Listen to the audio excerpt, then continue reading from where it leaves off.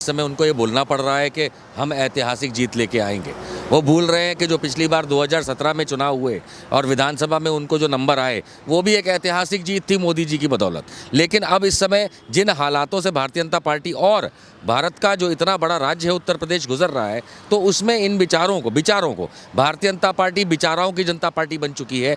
उनकी जो हालत है कमोवेश उस तरीके से है कि ना खाए उगले ना निगले उगले।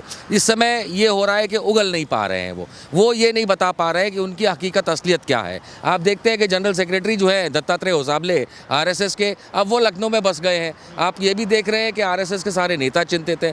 भारतीय जनता पार्टी के अंदर एक बहुत बड़ी टूट आ चुकी है और टूट आने का कारण ब्राह्मण, क्षत्रिय और अब बाकी अन्य निचली जातियों के वोटर भी हो चुके हैं। तो इस तरीके की राजनीति के अंदर स्वाभाविक सी बात है कि जिस तरीके से समाजवादी पार्टी ने लोगों की सेवा करी है पहले इनके आने से, और आगे आने का जो दावा कर रही है वो कुछ फलीभूत होता हुआ दिख रहा है।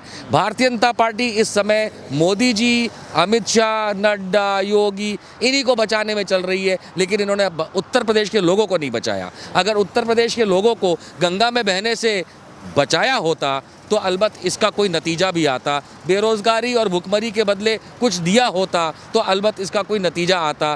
ब्राह्मणवाद को जिस तरीके से लेके ठाकुरों ने जो हल्ला गुल्ला मचा रखा है, अगर उसके बजाय हिंदूवाद की बात की होती तो शायद इनको कोई नतीजा आता।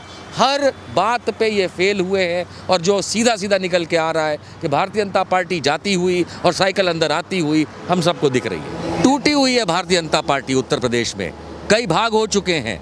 जो निचली जातियों का समूह है वोटरों का, नेताओं का, SC ST OBC जिन्हें कहा जाता है, वो अलग हो चुके हैं। क्षत्रिय अलग हो चुके हैं, ब्राह्मण अलग हो चुके हैं। भारतीय जनता पार्टी में जो भयंकर उत्तर प्रदेश में टूट आई है उसकी बदौलत भारतीय जनता पार्टी खत्म हो चुकी है। सिर्फ अब सांप जल गया, रस्सी जल गई, माफ़ कीजिएगा, और बल दिखा रहा है, इसके सिवाय कुछ भी नहीं।